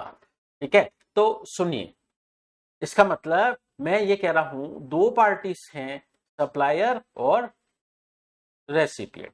मेरी सिचुएशन ये है, अगर सप्लायर रजिस्टर्ड है और रेसिपिएंट भी रजिस्टर्ड है, अब भले ही आरसीएम में रेसिपिएंट टैक्स देगा, लेकिन इनवॉइस इशू कौन करेगा? अगर सप्लायर रजिस्टर्ड है तो सप्लायर ही इनवॉइस इशू करेगा। दूसरा केस, अगर सप्लायर अनरजिस्टर्ड है और रेसिपिएंट रजिस्टर्ड है, तो उस केस में इनवॉइस इशू रेसिपिएंट ही करेगा और इस केस में सेल्फ इनवॉइस इशू होगा। तो पहले वाले केस में तो सप्लायर ही इनवॉइस इशू करेगा, सप्लायर ही इनवॉइस इशू करेगा क्योंकि वो रजिस्टर्ड है। ये अलग बात है कि रेसिपिएंट पर आरसीएम लग रहा है तो आरसीएम वाला टैक्स रेसिपिएंट देगा, लेकिन चूंकि सप्लायर रजिस्टर्ड है ना, तो इनवॉइस इशू सप्लायर करेगा। दूसरा केस हमने क्या बात की कि सप्लायर तो अनरजिस्टर्ड है। अब यहां पर कानून कहता है चूंकि सप्लायर अगर अनरजिस्टर्ड है और रेसिपिएंट रजिस्टर्ड है, तो रेसिपिएंट को सेल्फ इनवॉइस इशू करना होगा। क्या इशू करना होगा? Self invoice. लेकिन अभी तक जीएसटी लॉ में एक मिस्टेक चल रही थी जो गवर्नमेंट ने इस बार से ठीक कर दी है कि ये जो सेल्फ इनवॉइस इशू होगा उसको इशू करने की कोई टाइम लिमिट अभी तक जीएसटी लॉ में कहीं पर भी नहीं दे रखी थी। गवर्नमेंट ने अब ये टाइम लिमिट प्रेस्क्राइब की है कि अगर सप्लायर अनरजिस्टर्ड है और रेसिपिएंट रजिस्टर्ड है और उस केस में रेसिपिएंट को ही सेल्फ इनवॉइस इशू करना होगा, तो उसकी टाइम लिमिट क्या होगी? तो अब यहां क्या बोला गया कि आपका आरसीएम कोई सा भी हो, सेक्शन 9394 ऑफ सीजीएसटी एक्ट, ठीक है, तो आरसीएम चाहे सेक्शन 93 वाला हो चाहे 94 वाला हो,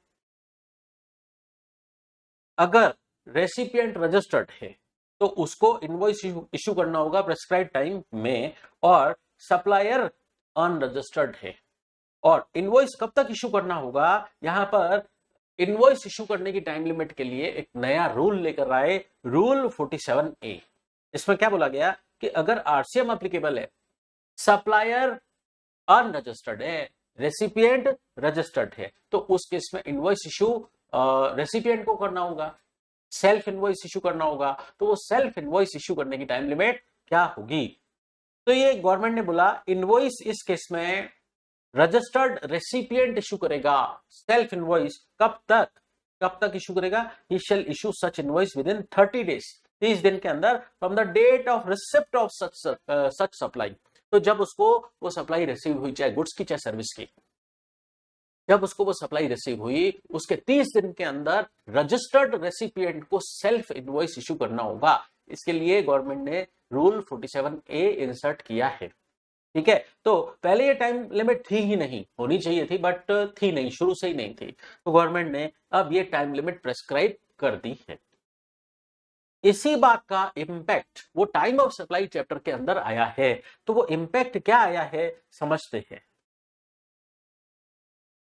हम कर रहे थे टाइम ऑफ सप्लाई चैप्टर का अमेंडमेंट कि सेक्शन 13(3) जहां पर आरसीएम में सर्विसेज पर रेसिपिएंट को टैक्स देना है, तो टाइम ऑफ सप्लाई कैसे डिटरमाइन करें। पहले मैंने बोला कि रेसिपिएंट ने वो पेमेंट की एंट्री अपनी बुक्स में कब की है, और दूसरा बी पॉइंट, रेसिपिएंट के बैंक अकाउंट से पेमेंट डेबिट कब हुआ है। ठीक है, दो बातों में कंफ्यूज मत होना। पहला है पेमेंट बुक्स में कब एंट्री हुई है, और दूसरा पॉइंट है बैंक अकाउंट से पेमेंट कब डेबिट हुआ है। तो ये भी पेमेंट और ये भी पेमेंट। अब तीसरा पॉइंट क्या था कि सप्लायर के इनवॉइस की इशू डेट से, सप्लायर के इनवॉइस की इशू डेट से 61st डे। ठीक है, लेकिन वो तो तब होगा ना जब सप्लायर रजिस्टर्ड होगा, तभी वो टैक्स इनवॉइस इशू कर पाएगा। सप्लायर रजिस्टर्ड होगा तभी वो टैक्स इनवॉइस इशू कर पाएगा ना। तो सप्लायर के इनवॉइस की इशू डेट से 61st डे, ठीक है, वो तब हो पाएगा जब इनवॉइस सप्लायर इशू कर रहा हो, और वो सप्लायर तभी इनवॉइस इशू करेगा जब वो रजिस्टर्ड हो।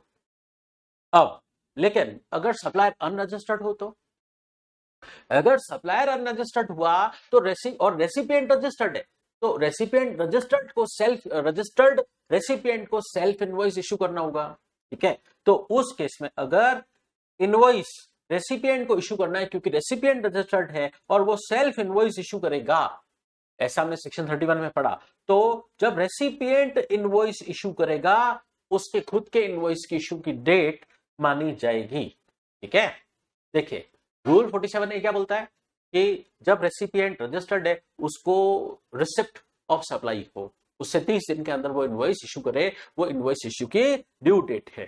ठीक है, और यहां पर एक्चुअल डेट बोली जा रही है, यहां पर एक्चुअल डेट बोली जा रही है, date of issue of invoice by recipient if invoice is required to be issued by recipient जो कि रजिस्टर्ड है। ठीक है, तो ये 4 पैरामीटर्स, तो मुझे ये लगता है कि इस बार इस पर एग्जाम में क्वेश्चन आना है। अब एक बात और समझते हैं जो हमने वहां थोड़ी थी टैक्स इनवॉइस वाले चैप्टर में, टैक्स इनवॉइस वाले चैप्टर में। अब मैंने बोला कि अगर रेसिपिएंट रजिस्टर्ड है, सप्लायर अनरजिस्टर्ड है, रजिस्टर्ड रेसिपिएंट को सेल्फ इनवॉइस इशू करना होगा। अब यहां पर एक एक्सप्लेनेशन इंसर्ट हुआ है सेक्शन 31 में, इसमें क्या बोला है, सप्लायर अनरजिस्टर्ड है, रेसिपिएंट रजिस्टर्ड है, अनरजिस्टर्ड सप्लायर के अंदर इंक्लूड होगा वो सप्लायर जो रजिस्टर्ड है लेकिन टैक्स डिडक्टर के रूप में अगर वो रजिस्टर्ड है, सिर्फ सोली टैक्स डिडक्टर के रूप में रजिस्टर्ड है, नॉर्मल सप्लायर वाला उसने रजिस्ट्रेशन नहीं लिया है, टैक्स डिडक्टर के रूप में रजिस्टर्ड है, सेक्शन 51 में रजिस्टर्ड तो है, टैक्स डिडक्टर के रूप में रजिस्टर्ड है, तो उसको हम इस सेक्शन के पर्पज से अनरजिस्टर्ड मानेंगे। ठीक है, तो क्या बोला गया, unregistered supplier shall include a supplier who is registered solely for the purpose of TDS deduction under section 51। तो TDS डिडक्टर को अगर वो सोली TDS डिडक्टर है तो उसको अनरजिस्टर्ड सप्लायर माना जाएगा। और ये सेक्शन बोलता है अगर सप्लायर अनरजिस्टर्ड है, रेसिपिएंट रजिस्टर्ड है, तो उस रजिस्टर्ड रेसिपिएंट को सेल्फ इनवॉइस इशू करना होगा। और उसके लिए रूल 47A लेकर आए कि रजिस्टर्ड रेसिपिएंट, इस केस में आप date of receipt of supply से 30 दिन के अंदर सेल्फ इनवॉइस इशू कर देना। ठीक है, अब टाइम ऑफ सप्लाई चैप्टर में हमने पढ़ा कि इस तरीके से पॉइंट नंबर सी में क्या बोला, अगर सप्लायर रजिस्टर्ड है वो इनवॉइस इशू करेगा तो उस केस में सप्लायर के इनवॉइस की इशू डेट से 61st डे। लेकिन पॉइंट नंबर डी क्या बोल रहा है, अगर रेसिपिएंट सेल्फ इनवॉइस इशू कर रहा है तो उसके इनवॉइस की इशू डेट, ये 4 पैरामीटर में से जो भी अर्लियर हो at that time time of supply आ जाएगा। और अगर आप इस तरीके से टाइम ऑफ सप्लाई डिटरमाइन नहीं कर पा रहे, ठीक है, ये इंफॉर्मेशन आपके पास अवेलेबल नहीं है और आप टाइम ऑफ सप्लाई डिटरमाइन नहीं कर पा रहे, तो टाइम ऑफ सप्लाई क्या माना जाएगा, date of entry in the books of recipient of supply, recipient ने वो सप्लाई के बुक्स में एंट्री कब की है वो माना जाएगा टाइम ऑफ सप्लाई। अब छोटे छोटे अमेंडमेंट समझते हैं। प्लेस ऑफ सप्लाई चैप्टर के अंदर एक छोटा सा अमेंडमेंट हुआ है। आईजीएसटी एक्ट का सेक्शन 12(2)B क्या बोलता है कि अगर सर्विसेज हैं और B2C का केस है, इसका मतलब रेसिपिएंट अनरजिस्टर्ड है, तो अगर सप्लायर के रिकॉर्ड में जो रेसिपिएंट का एड्रेस है वो माना जाता है आपका प्लेस ऑफ सप्लाई। तो प्लेस ऑफ सप्लाई उस सिचुएशन में क्या माना जाता है, लोकेशन ऑफ रेसिपिएंट, मतलब LOR, लोकेशन ऑफ रेसिपिएंट। और अगर रेसिपिएंट का एड्रेस सप्लायर के रिकॉर्ड में अवेलेबल नहीं है तो फिर लोकेशन ऑफ सप्लायर माना जाता है प्लेस ऑफ सप्लाई, मतलब LOS, लोकेशन ऑफ सप्लायर। तो 2 बातें हैं सेक्शन 12(2)B में कि अगर रेसिपिएंट का एड्रेस अवेलेबल है सप्लायर के रिकॉर्ड में तो LOR, लोकेशन ऑफ रेसिपिएंट माना जाएगा प्लेस ऑफ सप्लाई, और अगर वो अवेलेबल नहीं है तो उस केस में लोकेशन ऑफ सप्लायर माना जाएगा प्लेस ऑफ सप्लाई। अब यहां पर क्या हुआ, ऑनलाइन सर्विसेज के केस में, और उन ऑनलाइन सर्विसेज दी जा रही है और रेसिपिएंट अनरजिस्टर्ड है, तो उस केस में जो सप्लायर ऑफ सर्विस है वो रेसिपिएंट का पूरा एड्रेस रिकॉर्ड ही नहीं कर रहा है, तो उस केसेस में क्या ये सफिशिएंट कंप्लायंस माना जाएगा कि सप्लायर रेसिपिएंट का सिर्फ स्टेट का नेम लिख दे, पूरा एड्रेस, कंप्लीट एड्रेस रेसिपिएंट का ना लिखे और रेसिपिएंट के स्टेट का नाम लिख दे। तो ऑनलाइन सर्विसेज के केस में एक प्रॉब्लम आ रही थी, जैसे डिजिटल सर्विसेज दी जा रही है, ऑनलाइन स्ट्रीमिंग, सब्सक्रिप्शन ऐप है, ई न्यूज़पेपर है और ऑनलाइन गेमिंग है, रेसिपिएंट यहाँ पर मोस्ट ऑफ द केसेस में अनरजिस्टर्ड होते हैं। तो और सप्लायर को वो पूरी अपना एड्रेस देते नहीं है। Supplier is not able to give the complete address on the invoice. Supplier भी उनका रेसिपिएंट का पूरा एड्रेस रिकॉर्ड नहीं कर पाता। तो उस केसेस में इस प्रॉब्लम को सॉल्व करने के लिए ये सर्कुलर लेकर आई है गवर्नमेंट। इसमें क्या बोला गया, जहां पर अनरजिस्टर्ड है रेसिपिएंट, वहां पर सप्लायर अगर टैक्स इनवॉइस के ऊपर रेसिपिएंट का कंप्लीट एड्रेस ना लिखे, सिर्फ उसके स्टेट का नेम लिख दे, तो भी सफिशिएंट कंप्लायंस माना जाएगा, irrespective of value of supply of such service. और उस केस में लोकेशन ऑफ रेसिपिएंट क्या माना जाएगा, रेसिपिएंट का जो स्टेट नेम है वही माना जाएगा। और इस बेसिस पर सप्लायर अपने आउटवर्ड सप्लाई की डिटेल जीएसटीआर 1 और 1A में दे सकता है। तो ऐसा कौन सी सर्विसेज के लिए किया गया, जो ऑनलाइन और डिजिटल सर्विसेज हैं या OIDAR सर्विसेज जैसे नेटफ्लिक्स वगैरह की सर्विसेज या ऑनलाइन मनी गेमिंग की सर्विसेज।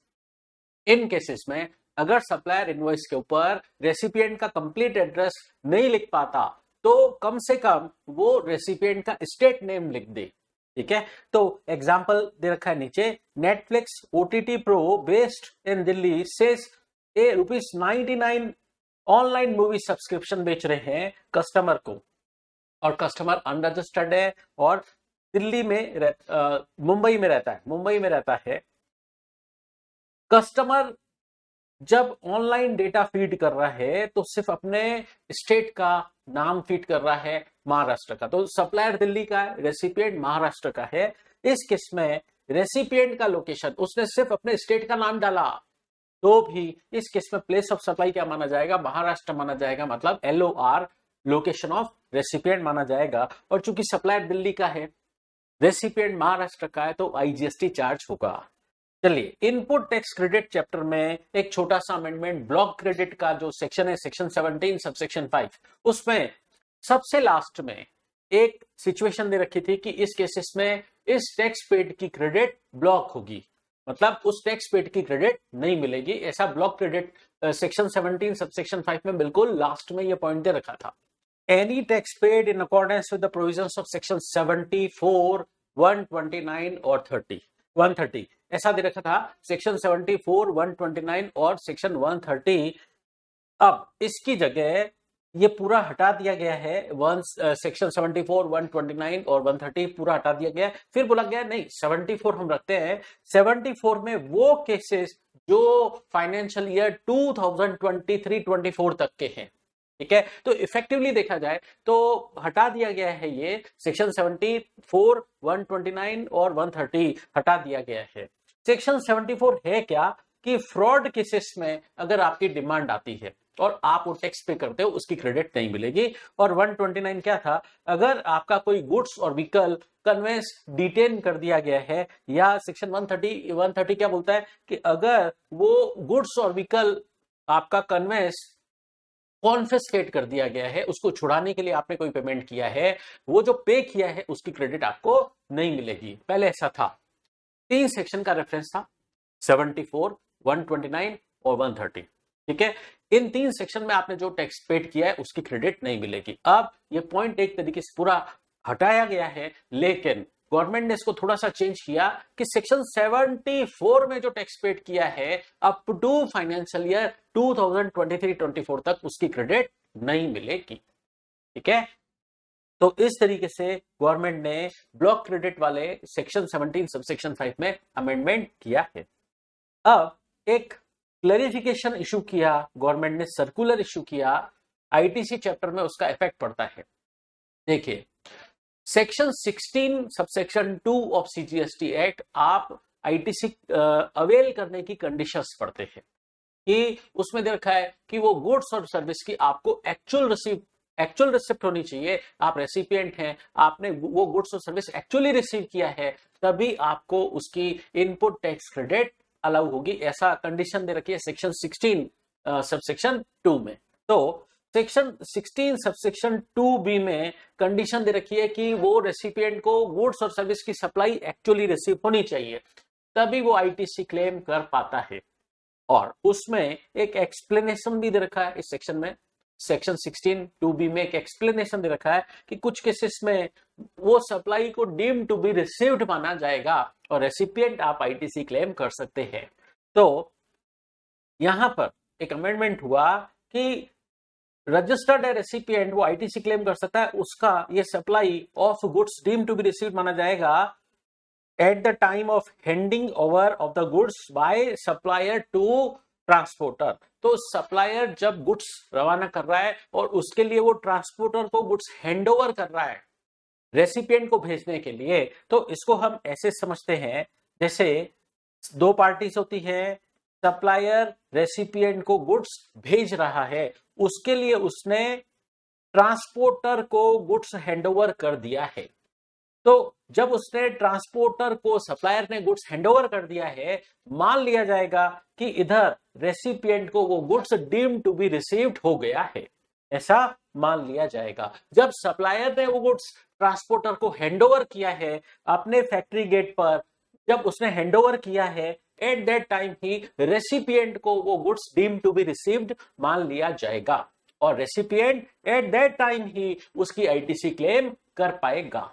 ठीक है, तो ऐसा एक्स वर्क कॉन्ट्रैक्ट के केस में ऐसा होता है। तो सुनिए, सप्लायर ने ये ट्रांसपोर्टर को गुड्स हैंडओवर कर दिया at his factory gate, supplier ने अपने फैक्ट्री गेट पर ही हैंडओवर कर दिया for their outward transportation to registered recipient. तो ये कहलाता है आपका एक्स वर्क्स कॉन्ट्रैक्ट। इस केस में सप्लायर रेसिपिएंट को ownership deem to be received मान ली जाएगी, सप्लायर के फैक्ट्री गेट पर ही ऑनरशिप ट्रांसफर मान ली जाएगी। मतलब ये गुड्स किसका ओन्ड माना जाएगा, रेसिपिएंट का मान लिया जाएगा कि रेसिपिएंट को इस गुड्स की ऑनरशिप मिल गई है। तो सप्लायर के बिजनेस प्रीमाइसेस पर ही प्रॉपर्टी इन गुड्स ट्रांसफर हो जाएगी रेसिपिएंट को, मतलब ऑनरशिप ट्रांसफर मान ली जाएगी रेसिपिएंट को। तो ऑनरशिप चूंकि रेसिपिएंट को डीम टू बी रिसीव्ड मानी जा रही है, तो मान लिया जाएगा कि वो गुड्स रेसिपिएंट को रिसीव हो गया है। तो goods shall be deem to be received by the recipient at the time of handing over to the recipient और ट्रांसपोर्टर को जब माल दिया गया है, एट दैट टाइम रेसिपिएंट उसकी आईटीसी क्लेम कर सकता है। ठीक है, तो जब सप्लायर ने अपने फैक्ट्री गेट से हैंडओवर किया, एट दैट टाइम वो गुड्स रेसिपिएंट को डीम टू बी रिसीव्ड माना जाएगा और रेसिपिएंट उसकी आईटीसी क्लेम कर सकता है। लेकिन कुछ केसेस में आपको पता ही है कि अगर रेसिपिएंट उस रिसीव्ड गुड्स का नॉन बिजनेस पर्पस के लिए यूज करेगा तो आईटीसी अलाउ नहीं होगी। तो कुछ केसेस में आईटीसी नहीं मिलेगी रजिस्टर्ड रेसिपिएंट को अगर वो गुड्स नॉन बिजनेस पर्पस के लिए यूज होता है या डीम टू बी रिसीव्ड हो गया है, ऑनरशिप मिल चुकी है, उसके बाद रास्ते में मान लीजिए वो गुड्स चोरी हो गया, लॉस्ट, स्टोलन, डिस्ट्रॉयड हो गया, राइट ऑफ हो गया या डिस्पोज ऑफ कर दिया गया by way of gift of free sample, तो आईटीसी ब्लॉक है। ठीक है, वो तो आपको पता ही है। तो ऐसा पॉइंट शुरू में आया ऑटोमोबाइल सेक्टर में, जो व्हीकल के मैन्युफैक्चरर होते हैं वो डीलर को अपने फैक्ट्री गुड्स से ही ओनरशिप ट्रांसफर कर देते हैं और व्हीकल इस केस में गुड्स है, व्हीकल हैंडओवर हो गया ट्रांसपोर्टर को, जो उस व्हीकल का मैन्युफैक्चरर है वो ओनरशिप अपने फैक्ट्री गेट पर ही ट्रांसपोर्टर को दे देता है। तो ऐसे कॉन्ट्रैक्ट कहलाते हैं एक्स वर्क कॉन्ट्रैक्ट। और इस केस में रेसिपिएंट को भले ही, डीलर को वो गुड्स भले ही फिजिकली रिसीव नहीं हुआ, लेकिन चूंकि मैन्युफैक्चरर ने अपने ही फैक्ट्री गेट पर ओनरशिप ट्रांसफर कर दी है, तो रेसिपिएंट को वो goods deem to be received माना जाएगा और उसी वक्त ही जब मैन्युफैक्चरर ने अपने फैक्ट्री गेट से वो गुड्स रवाना किया है, रेसिपिएंट को आईटीसी लेने का अधिकार मिल जाएगा, उसका राइट बन जाएगा, वो आईटीसी क्लेम कर पाएगा। अब बात करते हैं रजिस्ट्रेशन चैप्टर की। रजिस्ट्रेशन चैप्टर में रूल 8(4)A में जो अमेंडमेंट हुआ वो मैं आपको ऑलरेडी क्लास में पढ़ा चुका हूं, दोबारा सुन लीजिए। जब भी कोई पर्सन रजिस्ट्रेशन के लिए एप्लीकेशन फाइल करता है, other than person notified under section 25(6)D में कुछ लोगों को एग्जेम्प्ट किया गया है उनको छोड़कर, लेकिन वो आधार ऑथेंटिकेशन अगर ऑप्ट नहीं करते हैं तो फिर उनका बायोमेट्रिक आधार ऑथेंटिकेशन होगा, उनकी फोटोग्राफ ली जाएगी और अगर वो एप्लीकेंट इंडिविजुअल है तो उसकी फोटो ली जाएगी, एप्लीकेंट की फोटो ली जाएगी। और अगर वो नॉन इंडिविजुअल है, जैसे एचयूएफ है, कंपनी है, तो एचयूएफ के कर्ता की फोटो ली जाएगी। अगर कंपनी है तो कंपनी के डायरेक्टर की फोटो ली जाएगी और उनके डॉक्यूमेंट्स का, ओरिजिनल डॉक्यूमेंट्स का वेरिफिकेशन होगा। इसके लिए उनको फैसिलिटेशन सेंटर जो कमिश्नर नोटिफाई करेगा वहां पर जाना पड़ेगा, वेरिफिकेशन कराना पड़ेगा डॉक्यूमेंट्स का। और जब ये प्रोसेस कंप्लीट होगी तब ही उनकी रजिस्ट्रेशन की एप्लीकेशन REG01 एक्सेप्ट मानी जाएगी, उनका एप्लीकेशन कंप्लीट तभी मानी जाएगी। अब एक छोटी सी बात और समझते हैं। सेक्शन 30, आपका रजिस्ट्रेशन कैंसिल हो चुका है, आप प्रॉपर ऑफिसर को रिक्वेस्ट कर सकते हैं कि मेरे इस कैंसिलेशन का रिवोकेशन कर दीजिए। मतलब मेरी आरसी आप रिस्टोर कर दीजिए, मेरे रजिस्ट्रेशन का जो आपने कैंसिल किया उसको आप रिवोक कर दीजिए। तो वो प्रॉपर ऑफिसर को रिक्वेस्ट कर सकता है। इसके लिए उसे एप्लीकेशन फाइल करनी होगी। अब उसकी एप्लीकेशन प्रॉपर ऑफिसर रिजेक्ट भी कर सकता है, एक्सेप्ट भी कर सकता है। लेकिन अगर वो रिजेक्ट कर रहा है, फर्स्ट प्रोविजो में रखा था सेक्शन 30 के फर्स्ट प्रोविजो में, अगर प्रॉपर ऑफिसर उसकी एप्लीकेशन रिजेक्ट कर रहा है तो प्रॉपर ऑफिसर बाउंड है उस एप्लीकेंट को अपॉर्चुनिटी ऑफ बीइंग हर्ड देनी होगी। ये तो पहले से था। अब सेकेंड प्रोविजो और ऐड हुआ है, अगर प्रॉपर ऑफिसर ये कैंसिलेशन का रिवोकेशन कर रहा है तो वो रिवोकेशन करेगा subject to fulfilment of certain conditions और रेस्ट्रिक्शंस जो गवर्नमेंट बाद में नोटिफाई करेगी। तो इसका मतलब ये रिवोकेशन अब कुछ कंडीशन और रेस्ट्रिक्शन के साथ होगा। वो कंडीशन और रेस्ट्रिक्शन गवर्नमेंट फ्यूचर में नोटिफाई करेगी। तो ये सेकेंड प्रोविजो सेक्शन 30 में ऐड हुआ है। अब एक और बात समझते हैं, रूल 16A ऐड हुआ है कि टेम्पररी आइडेंटिफिकेशन नंबर का, कि अगर आप जीएसटी में रजिस्टर्ड नहीं हो, लेकिन जीएसटी में आपके रजिस्ट्रेशन की लायबिलिटी नहीं है, लेकिन आपको जीएसटी कानून में कुछ पेमेंट करना है, अगर आपको जीएसटी लॉ में कुछ पेमेंट करना है, आप जीएसटी में रजिस्ट्रेशन की आपकी लायबिलिटी नहीं है, आप रजिस्टर्ड नहीं हो, लेकिन फिर भी आपके कुछ अगर पेमेंट करने की लायबिलिटी बनती है तो प्रॉपर ऑफिसर आपको एक टेम्पररी आइडेंटिफिकेशन नंबर देगा।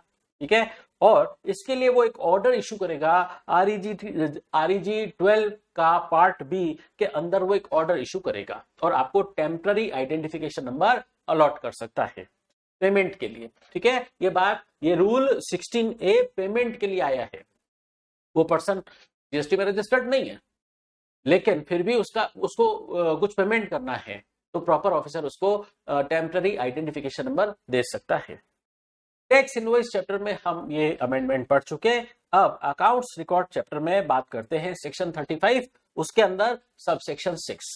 अब यहां पर क्या बात बोली गई, सेक्शन 17 सब सेक्शन 5 मतलब ब्लॉक क्रेडिट वाला प्रोविजन ध्यान में रखते हुए, अगर कोई रजिस्टर्ड पर्सन गुड्स और सर्विस के रेस्पेक्ट में प्रॉपर रिकॉर्ड मेंटेन नहीं रखता है तो प्रॉपर ऑफिसर उसका टैक्स पेबल कैलकुलेट कर सकता है। जो गुड्स और सर्विस उसने प्रॉपरली अकाउंट फॉर नहीं की, उसका जो भी टैक्स पेबल बनता है प्रॉपर ऑफिसर वो कैलकुलेशन कर सकता है। और इस केस में जो भी टैक्स डिटरमाइन हुआ उसकी रिकवरी का वही सेक्शन 73, 74 एप्लीकेबल होगा। ठीक है, और मैं पहले ही बता चुका हूं, जहां पर भी एक्ट में आपके इंटरमीडिएट के सिलेबस में 73, 74 इस सेक्शन का रेफरेंस आया है, वहां पर सेक्शन 74A भी ऐड हुआ है। ठीक है, तो अप्लाई फॉर ये 3 सेक्शन अप्लाई होंगे for determination of such tax. Section 73, 74, 74A यहां पर ऐड हुआ है। चलिए अब पढ़ते हैं हम ई वे बिल चैप्टर के अमेंडमेंट्स। इसमें एक छोटा सा अमेंडमेंट हुआ कि यूनिक एनरोलमेंट नंबर जनरेट करना होगा। ई वे बिल जनरेट करने से पहले यूनिक एनरोलमेंट नंबर जनरेट करना होगा। ऐसे पर्सन जिनको ई वे बिल जनरेट करना है उनको इलेक्ट्रॉनिकली ई वे बिल की पोर्टल पर जाकर कुछ डिटेल अपलोड करनी होगी। फॉर्म नंबर ENR 03 में उनको कुछ डिटेल अपलोड करनी होगी। फिर वो डिटेल का वैलिडेशन होगा और एक unique enrolment number UEN generate होगा। ठीक है, और वो उस पर्सन को कम्युनिकेट हो जाएगा और ये UEN नंबर यूज करके ही वो ई वे बिल जनरेट करेगा। इसका मतलब ई वे बिल जनरेट करने से पहले कुछ लोगों को UEN unique enrolment number generate करना होगा। देखिए, कुछ अनरजिस्टर्ड पर्सन होते हैं, ठीक है, गवर्नमेंट उनके लिए भी ई वे बिल जनरेट करना कंपलसरी गवर्नमेंट ने कर रखा है। अनरजिस्टर्ड पर्सन भी ई वे बिल की पोर्टल पर जाकर ई वे बिल जनरेट कर सकते हैं। ऐसे कौन से लोग हैं जिनके लिए गवर्नमेंट ने ई वे बिल जनरेट करना मैंडेटरी किया है, हालांकि वो रजिस्टर्ड नहीं है, अनरजिस्टर्ड है। तो एक अनरजिस्टर्ड पर्सन अगर इंटर स्टेट ट्रांसपोर्ट करता है हैंडीक्राफ्ट गुड्स का, ठीक है, और वो जीएसटी में अनरजिस्टर्ड है, वो कंपलसरी रजिस्ट्रेशन के दायरे में नहीं आता है, लेकिन गवर्नमेंट ने उसको बाउंड कर रखा है कि चूंकि आप इंटर स्टेट मूवमेंट कर रहे हो हैंडीक्राफ्ट गुड्स का, तो आपको irrespective of value of goods E way bill generate करना मैंडेटरी है। और दूसरा केस, ऐसे पर्सन जो कि है अनरजिस्टर्ड लेकिन फिर भी ई वे बिल जनरेट करना चाहते हैं, तो ऐसे अनरजिस्टर्ड लोगों के लिए, तो ऐसे अनरजिस्टर्ड लोगों को ई वे बिल जनरेट करना है, और ई वे बिल जनरेट करने से पहले वो एक यूनिक एनरोलमेंट नंबर जनरेट करेंगे, ठीक है। तो अगर हम अदर वर्ड्स में बात करें तो ई वे बिल की पोर्टल पर पहले वो अपनी डिटेल सबमिट करें, फिर एक यूईएन नंबर जनरेट होगा, यूनिक एनरोलमेंट नंबर, और उसको यूज करके ही वो ई वे बिल जनरेट कर पाएंगे। तो गवर्नमेंट ऐसे अनरजिस्टर्ड पर्सन के लिए यूईएन जनरेट करने की रिक्वायरमेंट लेकर आई है।